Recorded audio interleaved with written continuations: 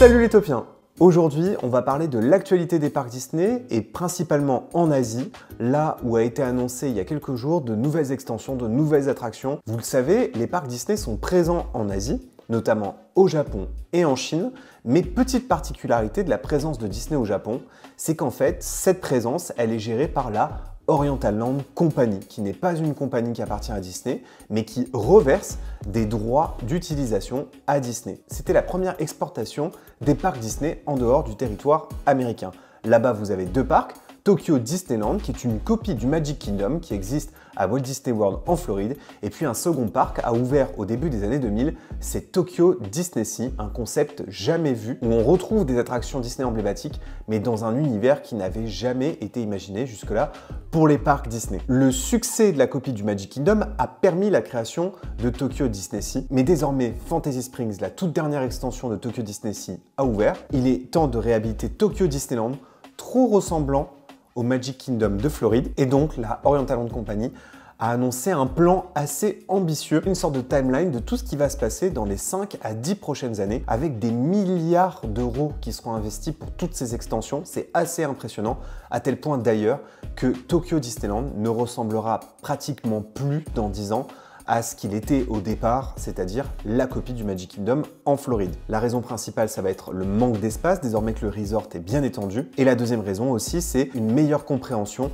du public sur place qui attend autre chose que ce qui est proposé dans les parcs Disney américains. 2024 et 2025, c'était la période d'ouverture de Fantasy Springs, la toute dernière extension de Tokyo DisneySea, qui est un grand succès. Et puis 2027, c'est la reprise de la transformation du Magic Kingdom qui avait déjà débuté avec par exemple l'ajout de l'attraction de La Belle et la Bête. Vous le savez, en ce moment, ils sont en train de détruire Space Mountain pour en construire un nouveau à proximité, un Space Mountain qui a une allure complètement différente de ses aînés en Californie et en Floride et qui lui ouvrira en 2027. À Tomorrowland aussi, en remplacement de Buzz l'éclair, il y aura une attraction sur l'univers du monde de Ralph, plus proche des attentes du public sur place. En 2028, ce sera l'anniversaire de Tokyo Disney Resort. Et à partir de 2029 jusqu'à 2035, ce sera les extensions dont on va parler tout de suite. Le concept art qui a fait le plus réagir, c'est celui-ci, qui se situe en réalité dans le Adventureland actuel, qui comprend par exemple Jungle Cruise, qui est une attraction emblématique du Magic Kingdom, qui comprend aussi Tiki Room, dans une version un peu modifiée avec Stitch en vedette dans cette attraction. Et en fait, tout cela semble disparaître dans une nouvelle version d'Adventureland, juxtaposée à Westernland, qui est l'équivalent de notre Frontierland. Et même si les thématiques n'ont pas été encore annoncées officiellement, on peut en fait facilement les reconnaître dans ce concept art. C'est pas le cas du second dont on va parler juste après. On note la disparition quasiment certaine de Jungle Cruise pour au moins deux grosses attractions dans ce land. La première, ce serait celle sur l'univers de là-haut, puisqu'on reconnaît les décors du classique Pixar. Il y a un espèce d'immense show building qui est caché juste derrière ce décor. Ça peut être soit un dark ride, soit un flying theater sur l'univers de là-haut. Ce serait d'ailleurs incroyable, un flying theater sur l'univers de là-haut. Et puis tout autour de l'attraction, il semble aussi y avoir un trail, un parcours à pied pour les familles. Vous avez un autre décor plus loin dans le concept art, et là j'ai reconnu immédiatement, c'est l'île sur laquelle se trouve Syndrome Indestructible. C'est là où se passent la plupart des événements du premier film Indestructible. Dans ce décor est installé un coaster. Alors le coaster, il fait référence à quoi? Au mode de transport qui est utilisé dans le film. Vous savez, les méchants et même Monsieur Indestructible se déplacent dans une espèce de monorail, dans une espèce de capsule. Et je pense qu'ils reprennent le concept même de ce principe-là. Là, le coaster est pensé directement pour l'univers et ça se voit tout de suite. Donc vous le voyez, en fait, on est sur un Adventureland qui est complètement réinventé, qui va sur des licences d'ailleurs plus Pixar que Disney, avec des personnages qui sont probablement déjà très populaires dans ces parcs-là. Et puis, il semble y avoir aussi sur le concept art une sorte de boat ride qui me semble être plutôt sur l'univers de là-haut, mais peut-être que je dis une bêtise.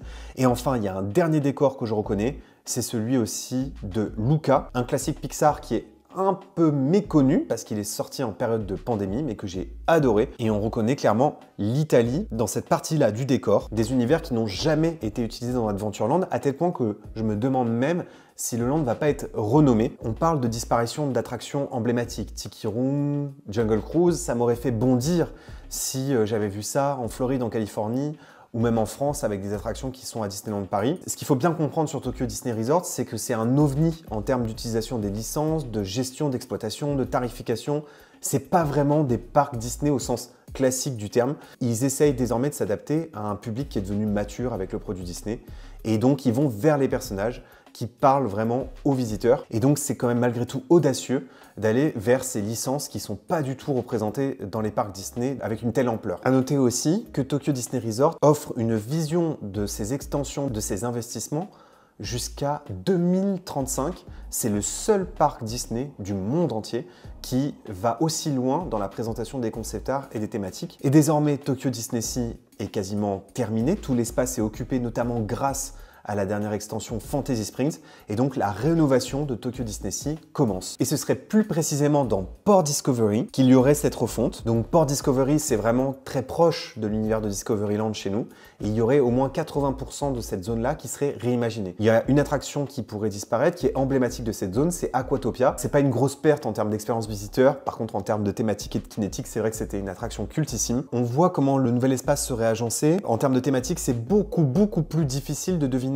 ce qui va s'y passer. C'est beaucoup plus flou. Comme c'est une vidéo dédiée à l'actualité des parcs internationaux, je vous propose qu'on reste en Asie pour parler de Hong Kong Disneyland. Pour l'instant, il y a assez peu d'annonces à Hong Kong Disneyland autour de nouvelles attractions, mais le parc se prépare quand même à célébrer son 20e anniversaire. Le mal-aimé des parcs Disney va quand même recevoir une mise à jour sur son spectacle emblématique qui s'appelle Momentus. À ce jour, et je maintiens ce que j'ai dit sur ma vidéo qui concernait Tales of Magic, c'est pour moi l'un des meilleurs spectacles nocturnes qui est proposé avec Happily Ever After. Et en fait, ce show-là va être enrichi de projections sur Main Street, mais aussi de drones qui vont survoler le parc pour compléter le spectacle, ce qui va le repositionner, selon moi, comme étant l'un des meilleurs spectacles des châteaux Disney. L'offre du parc est à son maximum, et d'ailleurs, c'est le retour des parades. Le parc était amputé de parades depuis la pandémie, mais ça y est, ils ont rectifié ce souci avec cette parade qui va s'appeler Fantastic, et avec des chars sur l'univers de Alerte Rouge, de Vice Versa, là-haut, mais aussi Encanto. Mais ici, il faut choisir entre cette célébration et celle de Disneyland